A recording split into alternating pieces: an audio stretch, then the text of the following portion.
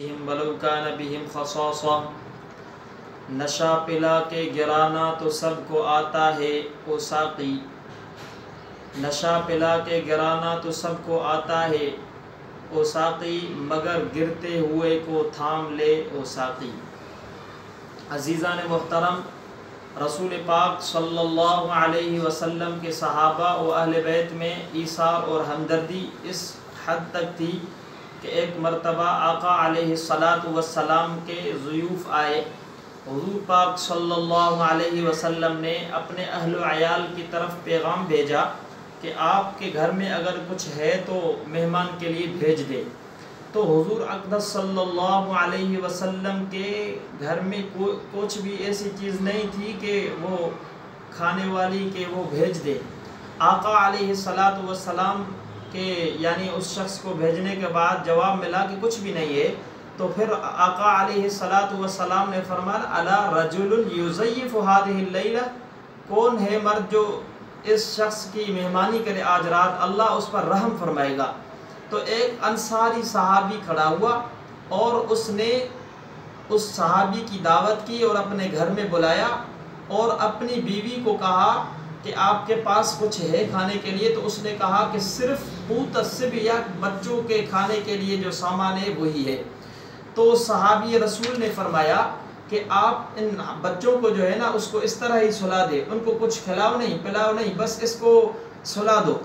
اور آقا علیہ السلام کی طرف سے آئے ہوئے مہمان کی خدمت کی کریں۔ تو اس عورت نے بیچاری نے اس طرح کیا،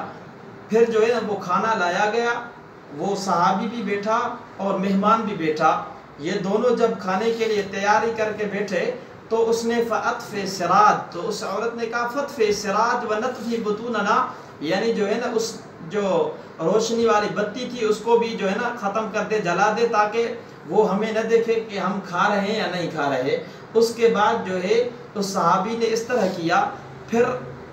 اس صحابی نے خود اپنے جو ہے نا منہ کو ہلایا، صرف کھایا کچھ بھی نہیں، وہ کھانے لگے۔ اللہ تعالیٰ وہ منظر عرش الہی سے دیکھ رہے تھے۔ جب صبح ہوئی تو آقا علیہ السلام بھی اس صحابی رسول کے طرف دیکھ کر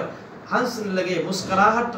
میرے آقا علیہ السلام کے چہرے انور پر آ گئی اور فرمایا اللہ تعالیٰ نے مجھ پر ایک ایسی آیت نازل فرمائی وَيُؤْثِرُونَ عَلَىٰ أَنفُسِهِمْ وَلَوْ كَانَ بِهِمْ خَصَاصَةٌ، آپ کے صحابی وہ ہے جو اپنے نفسوں پر جو ہے دوسروں کو ترجیح دیتے ہیں، حالانکہ ان کو بھی ضرورت تھی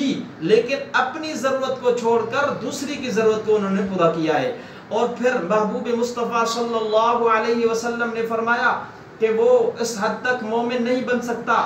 لا یؤمن احدکم حتی یکون احب الیہ، حتیٰ کہ اس کی محبوب ترین چیز وہ ہو جو دوسرے مسلمان کی ہے، یعنی اپنی محبوب ترین چیز وہ بنائے جو کسی دوسرے مسلمان کی ہے، اپنی محبوب ترین چیز ان پر خرچ کر دے۔ اس طرح مسلمانوں کے اندر ہمدردی آقا علیہ السلام نے سکھائی، مسلمانوں کو آپس میں ہمدردی اور اخوت پیدا کی جائے، یعنی جو خود کھائے وہ اپنے پڑوس والوں کو بھی کھلائے، جو خود پہنے ان کو بھی پہنائے، اسی طرح زندگی بسر کرے۔ اللہ تعالی امت مسلمہ میں ہمدردی پیدا فرمائے۔ وسلام علی المرسلین والحمد للہ رب العالمین۔